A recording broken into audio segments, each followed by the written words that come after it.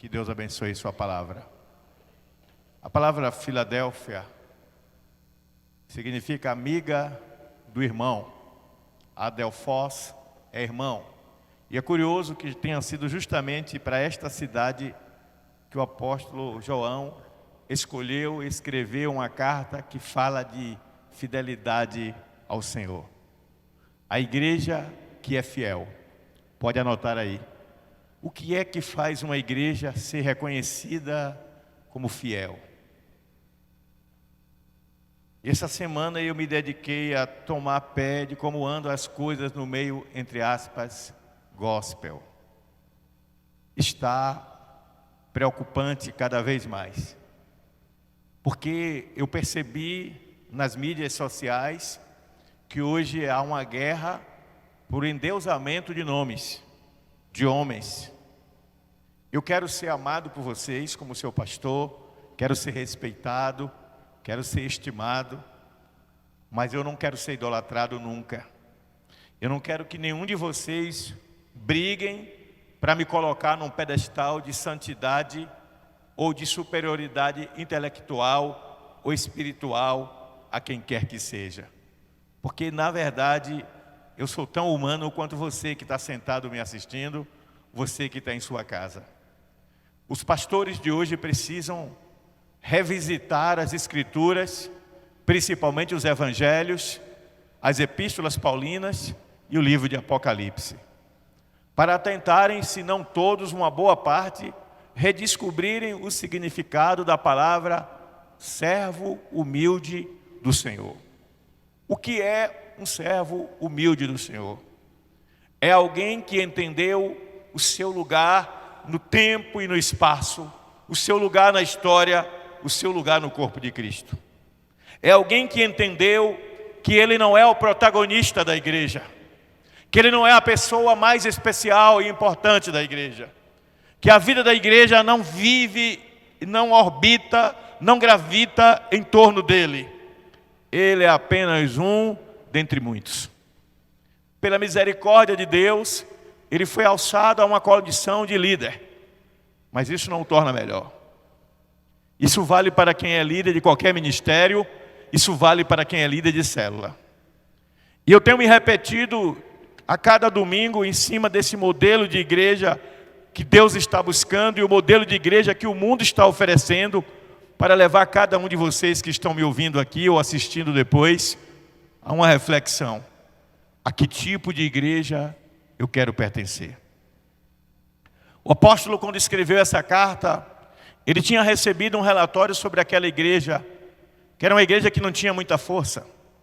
Certamente não era uma igreja de um grande peso espiritual sobre aquela região, no sentido de imponência. Porque algumas igrejas têm a sua imponência medida pelo número de pessoas que ela tem, pelo tamanho do seu templo, ou pela ostentação que este tem, ou até mesmo pela influência das pessoas que fazem parte da igreja na sociedade. Olha, aqui está o juiz, aqui está o presidente da ordem dos advogados, aqui está o vereador, aqui está o prefeito, aqui está isso, aqui está aquilo. E as pessoas começam a medir a importância da igreja pelas funções externas que as pessoas exercem. Eu quero lhes dizer que essa é uma visão equivocada. O poder da igreja não pode advir do poder temporal. A riqueza da igreja não pode advir da riqueza temporal. Então, de onde vem o poder e a riqueza da igreja? O poder e a riqueza da igreja vem de Deus. Vem da sua conexão com o céu, da sua ligação com o trono da graça, de onde flui toda a autoridade, todo o poder, toda a riqueza e toda a bênção. Deus é o autor de toda a manifestação de prosperidade na vida dos que nele creem e confiam. Aí você poderia perguntar, e os que nele não creem e nele não confiam, mas que prosperam? A prosperidade é algo visível aos olhos, mas a origem da prosperidade só é perceptível a quem tem visão espiritual. Quando Caim e Abel, presta atenção, por favor, tem gente conversando. Quando Caim e Abel estavam cultuando ao Senhor, os dois eram prósperos, os dois eram abençoados. A Bíblia diz que Caim levou as primícias do fruto da terra e Abel levou as primícias do seu rebanho. Do ponto de vista humano, eram dois homens prósperos, dois homens abençoados, dois homens que foram visitados pela bondade de Deus, dois homens que agradavam a Deus. É a aparência da religiosidade. E é isso que nós estamos vendo sendo produzido nas igrejas de hoje. As pessoas estão sendo medidas como pessoas fiéis a Deus e com Ele comprometidas pelo nível daquilo que é aparente. Mas chegará o dia em que aquilo que é aparente será desfeito e aquilo que é verdadeiro será revelado. E Deus está à procura dos tais ou das tais que estejam dispostos a se pertencerem a Ele plenamente, independentemente do que têm, independentemente de quem são aí fora, porque eles são tudo em Deus em qualquer lugar. Essa palavra introdutória é para trazer à mentalidade de vocês um sentimento de especialidade. Eu sou especial, mas a minha especialidade não advém do que eu adquiri aqui nesta vida, ou do que eu herdei dos meus pais ou de qualquer outro parente. A minha especialidade vem porque aquele que é o especial habita em mim. E por eu entender isso, eu tenho uma aliança de alma, uma aliança espiritual com Ele. E essa aliança espiritual, ela não é visível aos olhos humanos. Ela não é aparente. Eu tive conversando com alguns líderes essa semana.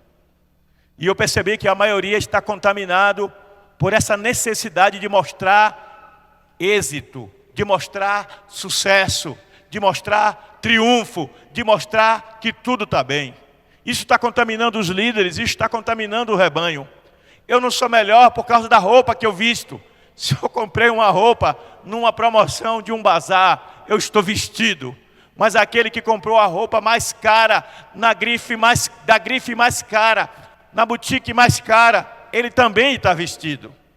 Se eu tenho um carro novo, com todo o aparato tecnológico da pós-modernidade, ou eu tenho um carro até meio velhinho, mas que me leva ao mesmo lugar que o outro carro leva, eu estou indo através daquele carro. E se eu não tenho um carro, eu vou de moto ou de bicicleta, eu estou indo. Se eu vou a pé, eu estou indo. O propósito não é o carro, o propósito é chegar ao destino. E algumas pessoas estão se perdendo do propósito que é a essência da nossa fé. E qual é o propósito que é a essência da nossa fé? Conhecer cada dia mais ao Senhor, aprofundar cada vez mais neste conhecimento e cumprir a sua vontade aqui na terra. Hoje, ao entardecer, eu estava deitado um pouco, a garganta começou a arranhar. Eu comecei a ter sintomas de gripe. Eu fui, peguei um limão, espremi o limão, botei um chá e tomei. Melhorei um pouco.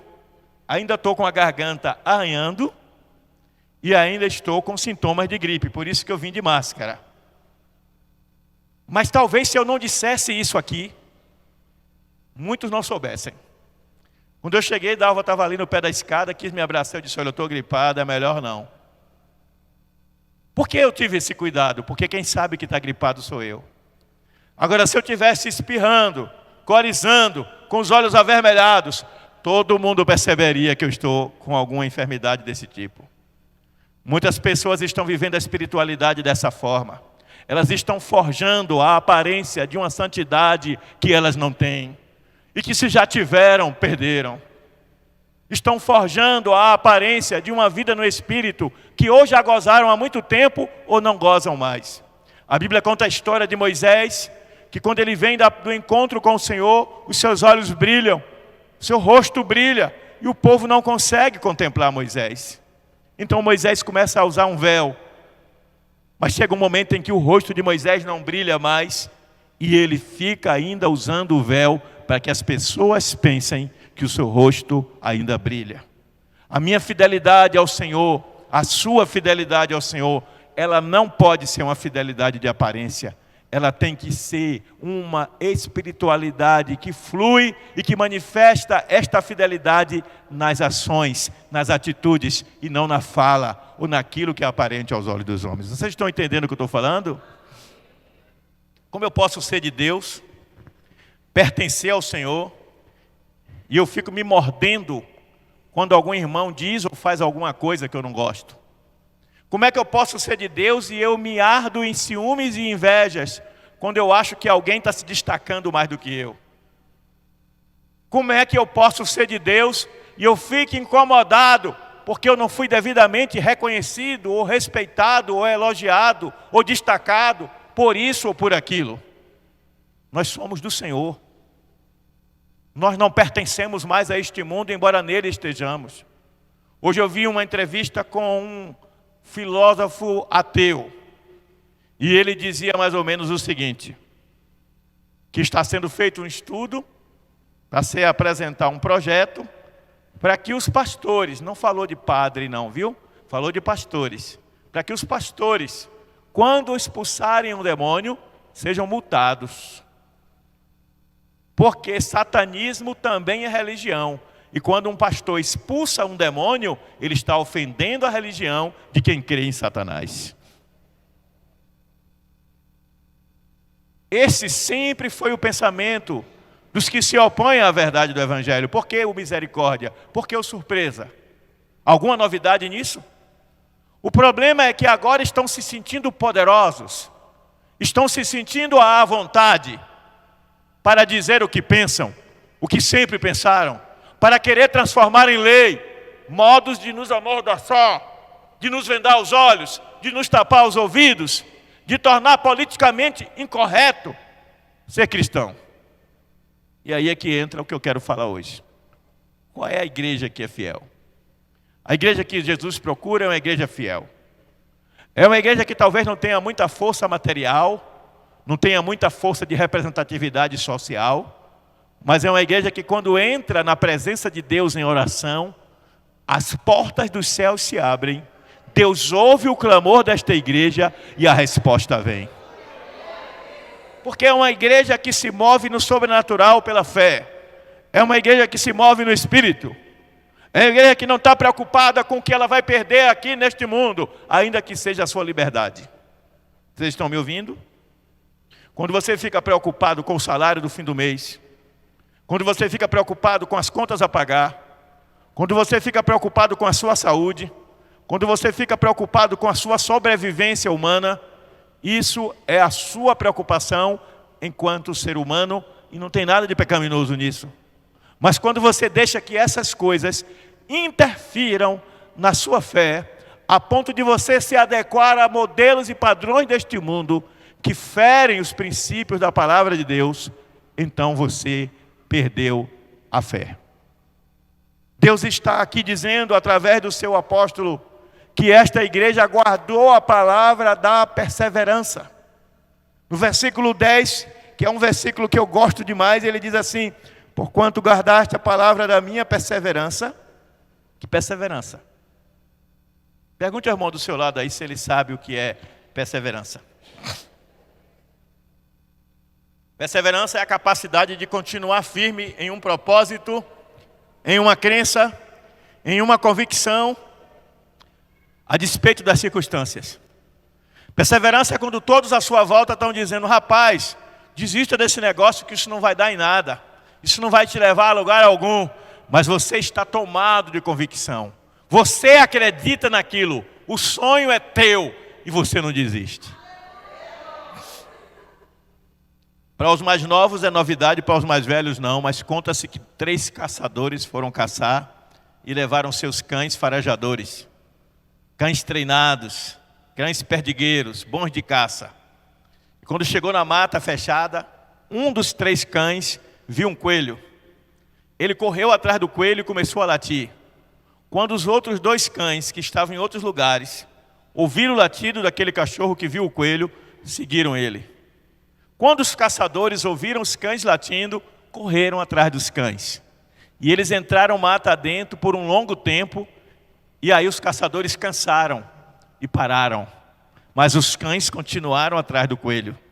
Passado mais um tempo, os 2 cães que não tinham visto o coelho desistiram e voltaram para os seus donos. Mas aquele cachorro que viu o coelho levou mais de 1 hora dentro da mata. E quando ele saiu de dentro da mata, ele trazia o coelho na sua boca. Por quê? Porque ele teve perseverança. E por que ele teve perseverança? Porque foi ele que viu o coelho. O coelho é a sua esperança. O coelho é a sua convicção.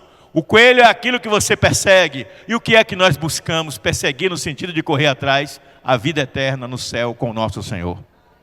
E por termos essa certeza da vida eterna, o apóstolo Paulo vai perguntar: quem nos separará do amor de Cristo? Será a morte? Ou a vida? Ou a doença? A guerra? A fome? A nudez? A perseguição? Algum espírito maligno? Nada pode nos separar do amor de Deus que está guardado em Cristo Jesus. Quando a nossa convicção está em Deus, os céus podem aparentemente ruir aos nossos olhos. Tudo ir para o brejo. A família está indo para o brejo. Os negócios estão indo para o brejo. A saúde está indo para o brejo. Os meus sonhos estão indo para o brejo. Eu estou frustrado e me sentindo um fracassado, um derrotado. Olha a idade que eu estou, o que é que eu construí? Nada. Uma pessoa com sentimento de fracasso é uma pessoa com sentimento de derrota.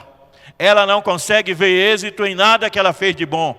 E ainda que apareçam 100 pessoas na sua frente dizendo: mas você fez isso em tal época, e isso foi bom. E o outro diga: olha, você me ajudou em tal situação, e isso foi bom. Não adianta, porque a mente está tomada pelo sentimento de fracasso e de derrota.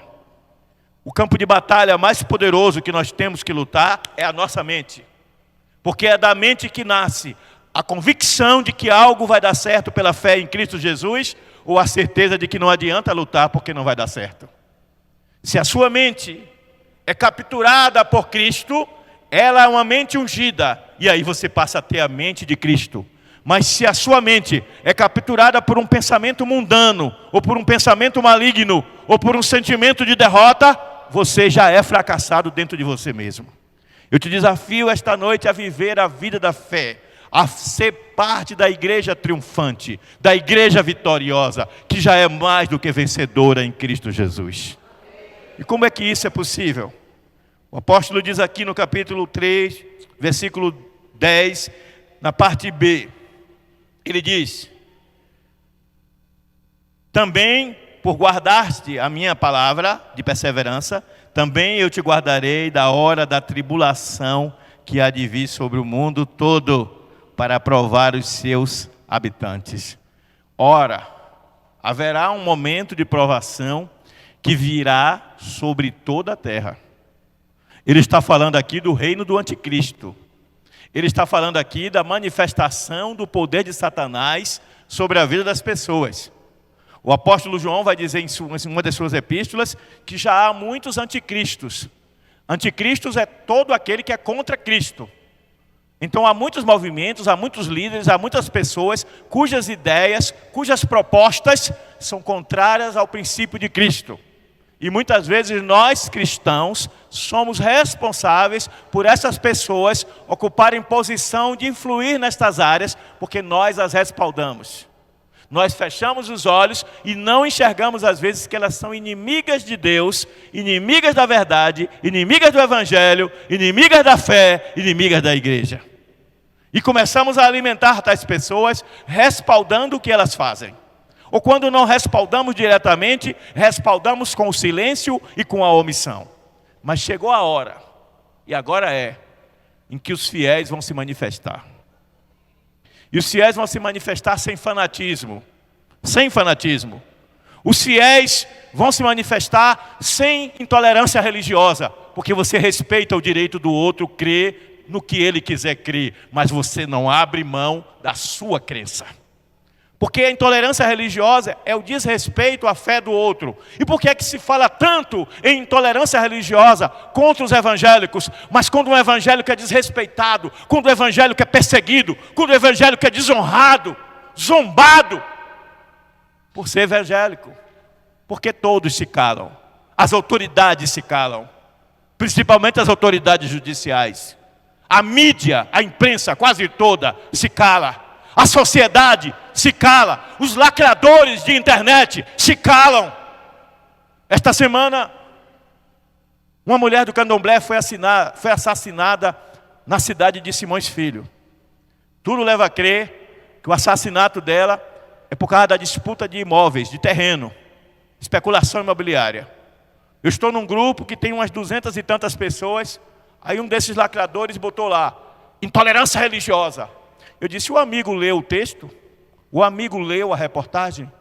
Na reportagem está escrito que ela pode ter sido assassinada pela disputa de imóveis, disputa imobiliária, especulação imobiliária. Não tem nada a ver com religião. É porque o imóvel dela está num lugar estratégico que alguém está de olho.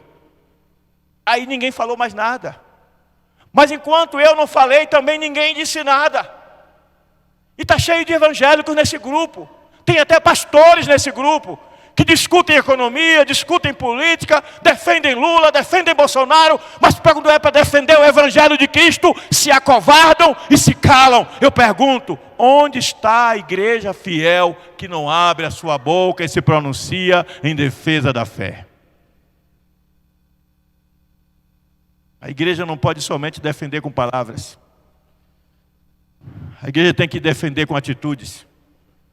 O apóstolo Paulo, escrevendo aos Gálatas no capítulo 6, versículo 10, ele disse que enquanto temos tempo, façamos o bem a todos, mas principalmente aos da família da fé.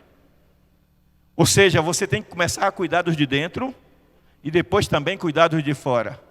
Mas o versículo não está dizendo, cuide só de quem gosta de você. Cuide só de quem é da igreja. Cuide só de quem crê igual a você. Se entrar por aquela porta uma pessoa do candomblé, uma pessoa católica, uma pessoa sem religião, uma pessoa que não creia na existência de Deus, uma pessoa budista ou de qualquer outra religião ou sem religião, e pedir a nossa ajuda e nós pudermos ajudar, ser cristão é estender a mão e ajudar. Não é perguntar de que religião você é. Você é da mesma fé que eu? Porque eu não vou ajudar uma pessoa ímpia que não tem o temor de Deus. Que igreja de fé é essa? Que não manifesta o amor de Deus ao mundo. Que igreja de fé é essa que dominicalmente vem para os cultos para assistir aqui em cima muitas vezes um espetáculo? Tem um pregador famoso aí da internet, eu assisti uns 3 sermões dele essa semana. Só prega heresia, só prega inverdades. Ele fere a Bíblia, ele rasga a Bíblia. E na hora certa eu vou dizer quem é. Mas está cheio de gente aqui da igreja que segue ele e que compartilha coisas dele, porque também são rasos biblicamente. Não se dão nem ao trabalho de fazer o que eu todo domingo recomendo a vocês. Verifiquem na Escritura se aquilo bate com a verdade. Mas o cara fala bonito, o cara é até bonito, e fala bonito, e dá um sorriso bonito, e imposta a voz, e o povo se impressiona com a aparência verbal, com a dicção, com a beleza das palavras pronunciadas, com a eloquência das frases ditas, frases de efeito jogada ao vento, mas que batem de frente. Quer ver uma frase? Essa aqui. Todas as formas de amor são válidas, porque Deus é amor e aquele que não ama não conhece a Deus. E um monte de abestalhados compartilham isso. Porque muitas coisas que são chamadas de formas de amor são contrárias à Bíblia.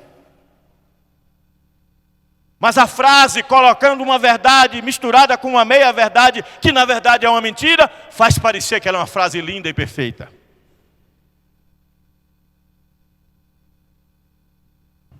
O texto da Bíblia que mais gosto de repetir é esse. Deus é amor. E aquele que não ama, não conhece a Deus. Mas a Bíblia também diz que Deus é justiça. Que Deus não se deixa escarnecer. Então o evangelho não pode ser pela metade, o evangelho tem que ser completo.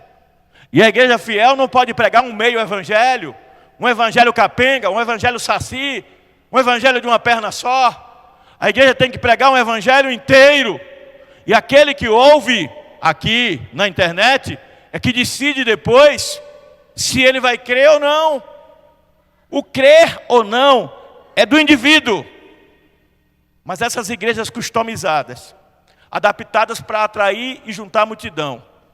E eu sei do que eu estou falando. Porque eu sei na época do galpão, como havia pessoas que viviam na superfície e não queriam mergulhar nas águas profundas. Viviam na religiosidade aparente e fingiam ter vida no espírito. Que embolavam a língua e fingiam falar em línguas para enganar os trouxas. Que vinham com um evangeliquez bonito, impostado, para tentar me enganar e me impressionar. Que queriam cargos imponentes dentro da igreja e quando não obtiveram, foram para outros lugares onde obtiveram e lá aprontaram. Eu sei o que é estar dos dois lados.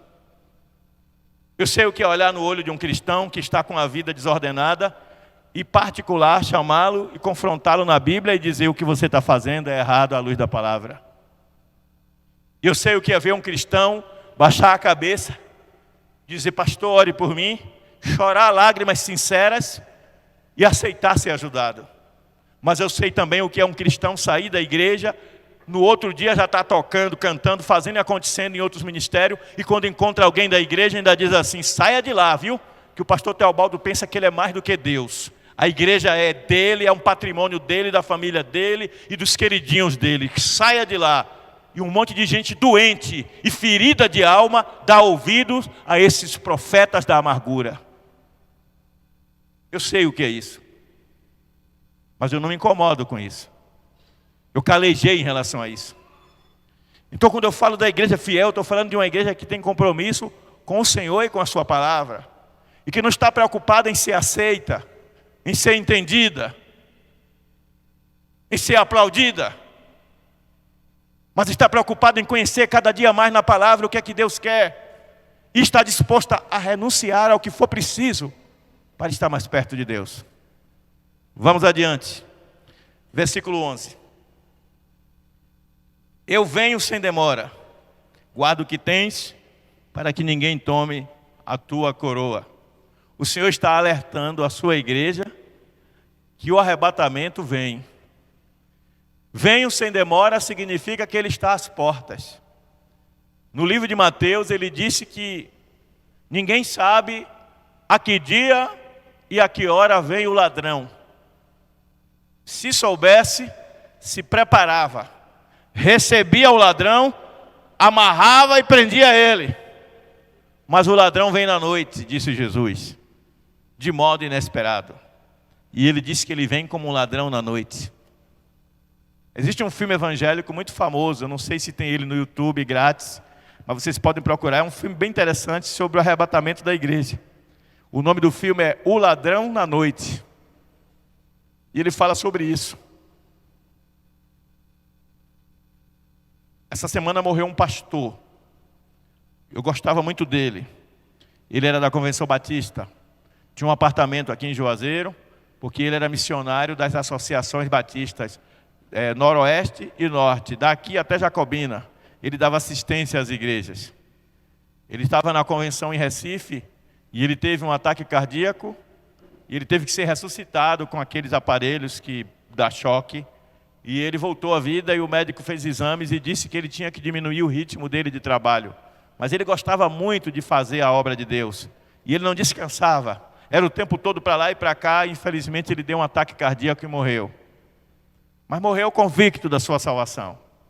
E quando eu recebi a notícia pela internet, um amigo me mandou, tomei um susto, porque ele talvez fosse até mais novo que eu. E eu botei até uma mão no coração assim, eu disse, Senhor, tem uma música de Denise, uma cantora evangélica da Assembleia de Deus, que diz assim, põe a mão no teu coração, em um instante ele pode parar. E eu fiquei pensando isso. O que é que eu estou deixando pendente na minha vida pessoal, na minha vida familiar, na minha vida eclesiástica, na minha vida social? Ezequiel recebeu da parte de Deus, através de um profeta, o seguinte recado: ponha a tua casa em ordem, porque eu vou te levar. Ezequias. O rei Ezequias virou o rosto para o lado e começou a clamar ao Senhor, e clamou com tanta fé, que Deus deu a ele mais 15 anos. Mas quantos têm o privilégio de serem avisados por Deus? Um dos pastores de Salvador, da Igreja Batista do Salvador, em Salvador, alguns anos atrás, estava pregando no púlpito quando morreu. Aqui em Juazeiro, anos atrás, uma irmã estava no culto pela manhã, domingo, após a escola bíblica dominical, virou a cabeça para o lado e morreu. Nós não sabemos a que hora vamos partir desse mundo. Então temos que viver cada dia em fidelidade ao Senhor, em compromisso com a sua palavra, em compromisso uns com os outros, em compromisso com a família, em compromisso com a igreja. Observe a ordem: família, igreja, não igreja e depois família. Primeiro a sua família, depois a igreja. Porque a igreja é a sua segunda família, mas a sua primeira família não pode ser negligenciada. Isso é tão sério que o apóstolo Paulo vai dizer que se alguém não cuida bem da sua família, não é capacitado para cuidar da igreja de Deus. Então ele está dizendo: eu venho sem demora, prepara-te. Vocês estão preparados? Vocês estão preparados espiritualmente? Vocês estão buscando ao Senhor como se fosse o último dia, com todo temor e tremor? Vocês estão se doando ao Senhor com inteireza de espírito? Eu não estou aqui afirmando que não, nem que sim. Eu estou perguntando retoricamente para você refletir.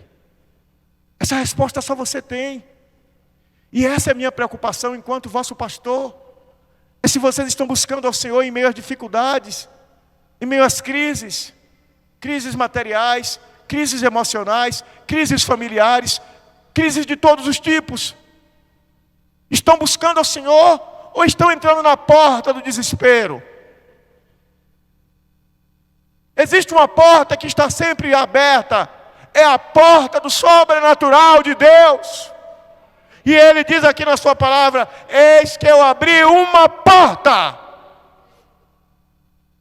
A porta da manifestação do sobrenatural. Alguns gostam de dizer, muitos aliás gostam de dizer, que essa porta é a porta da salvação, no sentido da pregação do Evangelho. Eu vou além. Essa é a porta da manifestação do sobrenatural de Deus. Deus está à procura de um homem e de uma mulher que ouse renunciar a si mesmo, mergulhar na sua presença em espírito e em verdade, e diga: Senhor, eis-me aqui, usa-me como quiseres, mas faz o teu sobrenatural acontecer em minha vida. Será que esse homem está aqui hoje? Será que essa mulher está aqui hoje? Alguém que vai desafiar as circunstâncias. Saiu do médico, eu lamento informar que o seu diagnóstico não é bom. Você só tem 6 meses de vida. Está ali o papel na mão, o exame, e o diagnóstico é de morte. Alguém que ouse desafiar esse diagnóstico de morte. Alguém que já numa certa idade perdeu o emprego, bate em todas as portas, nenhuma porta se abre, e que entra em desespero: como é que eu vou pagar as contas, como é que eu vou sustentar minha família? E Deus está te dizendo: exerça a fé. Alguém que o relacionamento familiar, talvez com a esposa ou com o marido, ou quem sabe até com os filhos, está indo para o buraco. Talvez os filhos não querem mais saber de Deus, não querem mais saber da igreja, não querem mais saber de nada, mas entram no desespero. E o Senhor na sua palavra diz: busque primeiro o reino de Deus, busque a sua justiça. Enquanto você faz isso, eu cuido do resto. Billy Graham, que todo mundo gosta de elogiar porque foi o maior pregador do século XX, que levou milhões de almas a Cristo, e é verdade, um grande homem de Deus. Billy Graham tem um filho que ele deixou sobre a terra, Franklin Graham. Chegou uma idade, Franklin Graham se rebelou, largou o evangelho e foi curtir a vida. Caiu no mundo. Billy Graham entrou em oração. Não desistiu do seu filho um único dia, mas também não desistiu da obra de Deus. Um belo dia, Franklin Graham volta para Jesus, volta para o Pai, pede perdão a Deus, pede perdão ao Pai, e pouco antes de Billy Graham morrer, ele teve o prazer de ver Franklin Graham assumir a associação evangelística Billy Graham, que prega o evangelho no mundo todo. Porque ele não desistiu de acreditar. Ele está dizendo na sua palavra que a porta está aberta, mas para passar por essa porta você tem que se mover até ela. E para se mover até ela, você primeiro tem que despertar dessa incapacidade, olha para mim, de abrir os olhos e enxergar o que está diante de você. Despertar dessa incapacidade de se levantar da comodidade, essa incapacidade de sair da zona de conforto, da zona de segurança, daquilo que já está seguro e protegido, que você não se sente ameaçado sob nenhum aspecto. Quando Abraão saiu da sua terra, ele saiu da zona de conforto, vai para uma terra que eu ainda te mostrarei. Ele correu risco de morte, ele chegou no Egito, e o imperador do Egito cresceu o olho na sua mulher. Mas Deus tinha um propósito na vida de Abraão, e ele deu um sonho àquele rei do Egito, que não tocou em Sara. Quando você anda por propósito, Deus te protege, Deus te guarda. Deus faz com que até aqueles que pretendem te fazer o mal sejam impedidos de te fazer o mal. Quando não, se tornam até seus defensores. Deus faz com que o seu direito resplandeça, como diz o Salmo 37, como o sol ao meio-dia. Porque a porta está aberta para os que creem. E só crê quem anda em fidelidade. A igreja fiel, a igreja e amiga do irmão, a igreja Adelphos, Filadélfia, amiga do irmão, foi uma igreja vitoriosa. Mas olha só, ele diz assim: a quem vencer, eu farei coluna no templo do meu Deus. Coluna é base de sustentação. Ele está dizendo que você vai ser estabelecido como uma base de sustentação, porque você está firmado na rocha que é Cristo. Ele está dizendo que você vai ser sólido. Uma coluna é sólida. Ele está dizendo que você vai fazer parte daquele todo que é o templo do meu Deus. Você vai fazer parte daquela história. Ele quer te incluir na história de transformação da sua vida, da vida da sua família, da sua sociedade, da comunidade em que você vive. E na glória eterna, Ele quer te dar a vida eterna. Mas as pessoas parecem que não querem isso, não. Elas querem ficar ricas. Elas querem ostentar essa riqueza aqui diante do mundo. Essa semana uma pessoa mandou uma mensagem para mim e me fez uma pergunta, disse assim: e aí, pastor? Como é que se explica isso? A mulher foi curada, eu não vou dizer o nome da mulher para não ser processado, porque tudo agora é processo. A mulher foi curada, se converteu, foi para a igreja, se casou com um servo de Deus, depois a mulher larga a igreja, fala mal da igreja e vai se prostituir. Como é que pode isso? Aí eu respondo: como é que não pode isso? Como é que não pode? Deus não obriga ninguém a fazer nada. Deus deu ao homem o livre-arbítrio. O fato de andar na igreja, a pessoa ainda mandou uma foto da pessoa com uma aparência assim de crente bem pentecostal, bem sério. A pessoa fazia parte de uma igreja neopentecostal, uma roupa toda composta, bonita, arrumada, e depois a pessoa com roupas sensuais numa festa. E disse: olha, não é prostituir porque está saindo com um e com o outro, não é prostituir mesmo porque está vendendo o corpo. Eu disse: isso não é da minha conta. O meu papel é orar para que ela retorne ao bom caminho, e que se ela não se converteu, que ela se converta de verdade. Mas as pessoas estão mais preocupadas com a fofoca. Estão mais preocupadas em apontar o pecado de quem desvia, do que em pagar o preço da oração e do jejum, se tornar uma coluna, uma base de sustentação, através da guerra espiritual, através da pregação do Evangelho, através da manifestação do poder de Deus neste mundo. Onde está essa igreja? Mas eu comprei um carro novo, excelente, de última geração, último modelo, caríssimo, está aí na porta. E eu faço questão que todo mundo veja. Eu dou carona até a quem eu nunca dei carona antes, porque eu quero que entre no meu carro e veja o meu carro. Eu mudei de casa. Eu vendi a minha casa e comprei uma verdadeira mansão. Então eu começo a fazer eventos, porque eu não estou preocupado com o evento. Eu estou preocupado é que as pessoas vejam como eu sou vitorioso, como eu sou bem-sucedido. É esse o modelo de igreja que você quer? Da ostentação?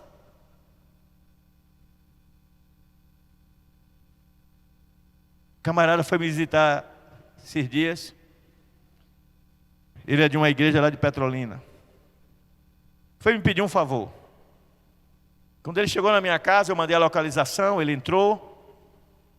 Quando ele saiu, ele chegou na porta, me cumprimentou e disse: o senhor não sabe a alegria que eu estou saindo da sua casa.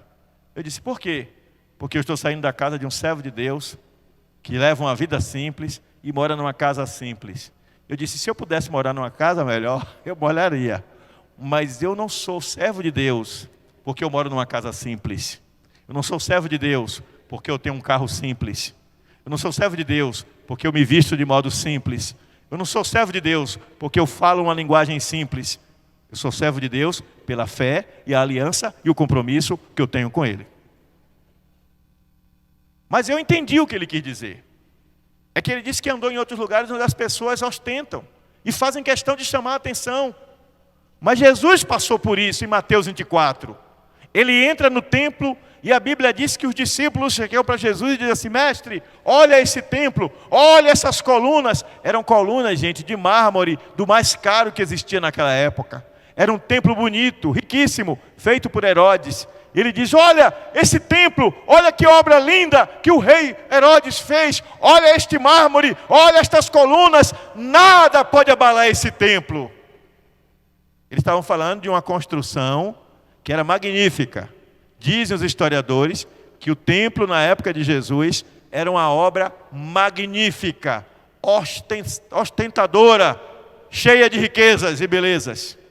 Aí Jesus virou para eles e disse assim: em verdade vos digo, não ficará pedra sobre pedra que não seja derrubada.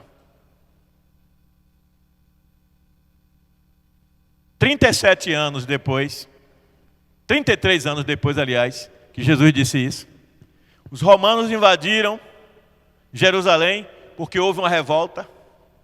E os soldados disseram entre si: dizem que tem riquezas no subsolo desse templo. E começaram a quebrar tudo procurando essas tais riquezas e não acharam nada e derrubaram o templo inteirinho.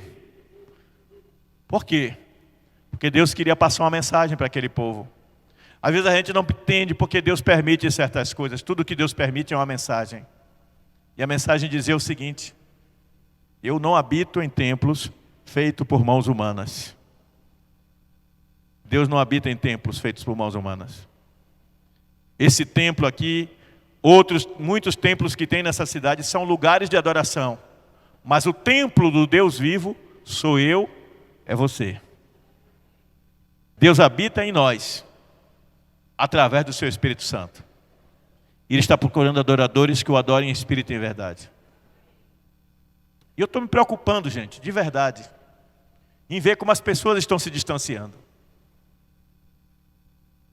Pregações bonitas, rebuscadas, citações, pataquadas feitas na frente muitas vezes para impressionar o povo, profecias do óbvio. Leonardo, tenho uma notícia para te dar. O Senhor está me dizendo que você é uma bênção. Aí Leonardo: oh meu Deus, obrigado. Tu não sabia não, é? Leonardo, o Senhor manda dizer que Ele está contigo, varão. Está na Bíblia: estarei convosco todos os dias, até a consumação dos séculos.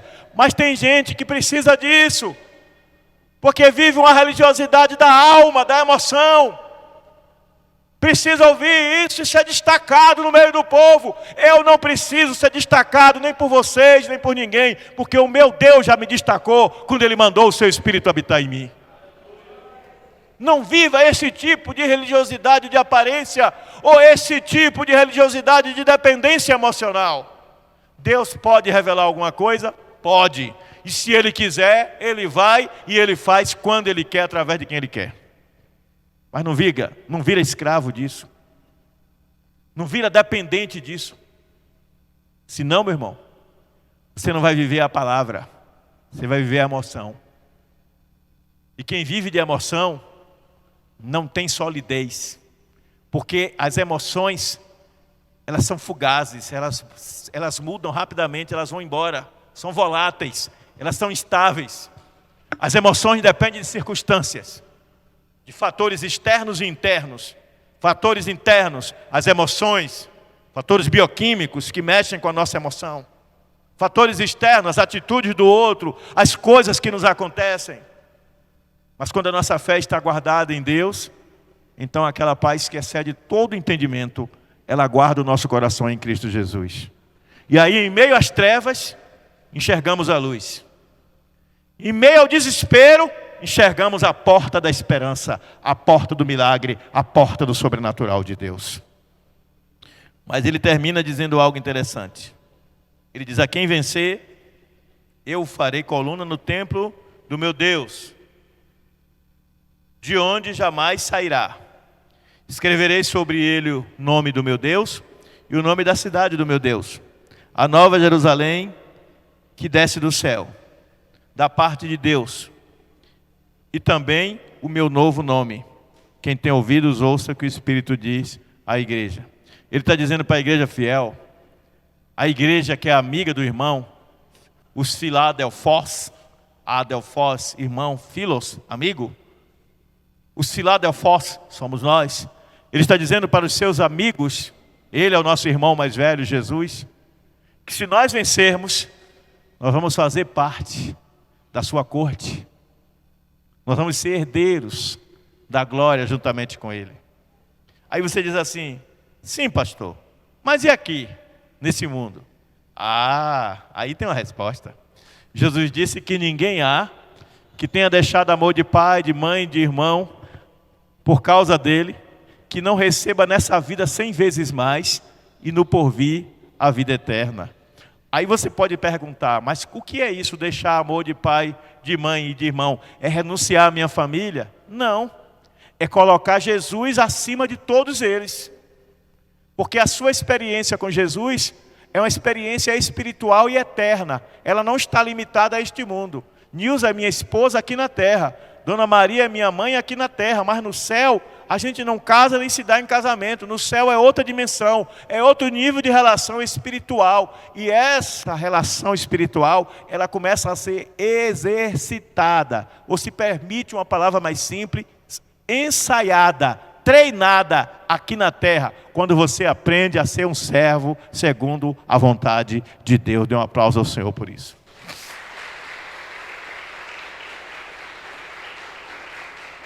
Aí de propósito eu deixei para concluir com o início. Veja o que ele diz no início. Ao anjo da igreja de Filadélfia, escreve. O que é o anjo da igreja de Filadélfia aqui? Anjo, no grego, angelos, significa mensageiro. Então ele está falando para o pastor da igreja. O mensageiro da igreja. O mensageiro da igreja, o anjo da igreja, que era o pastor da igreja. É esse o sentido. Ele está dizendo: escreve aquele que é santo, o que é verdadeiro, o que tem a chave de Davi, o que abre e ninguém fecha, fecha e ninguém abre. Ele está dizendo o seguinte: conheço as tuas obras. Essa é uma expressão recorrente que ele vai repetir em outras ocasiões. A ideia de conheço as tuas obras é: eu sou um Deus onisciente, que eu te conheço. Eu sei tudo que você faz. Eu sei tudo que você pensa. Nada de você está oculto de mim. Mas eu quero de você franqueza, eu quero sinceridade. Não chegue na minha presença com teatro de representação de religiosidade, não. Chegue com sinceridade. Lembra quando Jesus mandou orar no aposento em secreto? Deus, eu pequei contra ti, eu fiz isso, eu desejei aquilo, eu aprontei aquilo outro, eu menti, eu fiquei com raiva, eu guardei rancor. Diz tudo para ele, porque ele já sabe, mas ele quer ouvir de você o quanto você está de fato arrependido. Porque é quando você está arrependido de verdade que o poder de Deus começa a se manifestar em sua vida. Deus não está preocupado com o quanto você pecou, contra quem você pecou ou quantas vezes você pecou. Deus está interessado em saber o quanto você está arrependido. E aí a Bíblia diz que para essa bênção vir a você, você tem que abrir a porta através de uma janela, através de uma chave chamada confissão. Confessar é abrir a porta da restauração, da restituição da bênção. A Bíblia diz que quando o filho pródigo volta, o pai põe de novo nele o anel. Ele se torna de novo herdeiro. O irmão que ficou em casa, ao invés de se alegrar com o irmão que voltou, ele fica enciumado. Tem muita gente que quando alguém volta para a igreja depois de um tempo no mundo, e aí passado um tempo aquela pessoa já está envolvida nas coisas de Deus, está enfronhada nas coisas do reino, essas pessoas ficam inconformadas. Por que essa pessoa teve tanto tempo lá no mundo e agora já está aqui, está pregando, está cantando, está tocando? Porque ele voltou transformado. Ele voltou tocado pelo Evangelho de Deus. Você não tem que ficar triste porque o irmão está se destacando mais do que você. Se ele está sendo verdadeiramente usado por Deus, isso deve ser motivo de alegria, isso deve ser motivo de júbilo, isso deve ser motivo de glorificar o nome do Senhor. Não tem coisa melhor do que ver alguém que está no mundo desviado, aprontando tudo, dizer: eu vou voltar para minha casa, para a casa do Pai, e volta para a comunhão, e volta mais crente do que nunca, mais envolvido do que nunca, mais compromissado do que nunca. Tem maior alegria do que essa? Agora você tem que chegar nesse irmão e dar palavra de ânimo, de incentivo, para que ele se sinta acolhido, para que ele se sinta parte do corpo. Mas quando as pessoas não se sentem acolhidas e nem parte do corpo, o mundo às vezes vem atrás delas para consolidá-las e para levá-las de novo para aquela prática pecaminosa. Então a igreja precisa rever a sua mentalidade, a maneira como ela encara e como ela lida com essas circunstâncias. Porque a igreja é hospital, igreja é lugar de tratamento, igreja é lugar de restauração. Eu posso ouvir um amém? Continuando, ele diz assim: conheço as tuas obras, e diante de ti eu pus uma porta aberta, que ninguém pode fechar. E eu sei que tens pouca força. Entretanto, guardaste a minha palavra e não negaste o meu nome. Farei os da sinagoga de Satanás, os que dizem ser judeus, mas não são, eles mentem. Farei que venham e se prostrem e adorem diante de ti. Deus está dizendo que os seus opositores serão envergonhados, os seus opositores serão envergonhados, e a sua fidelidade será recompensada com a honra. Você tem sido desonrado por causa da sua fidelidade? Você tem sido desonrado por você ser fiel a Deus? Você já notou como tem pessoas que às vezes chegam na igreja e com pouco tempo elas já estão tão enfronhadas dentro da igreja que elas já sabem da vida de todo mundo?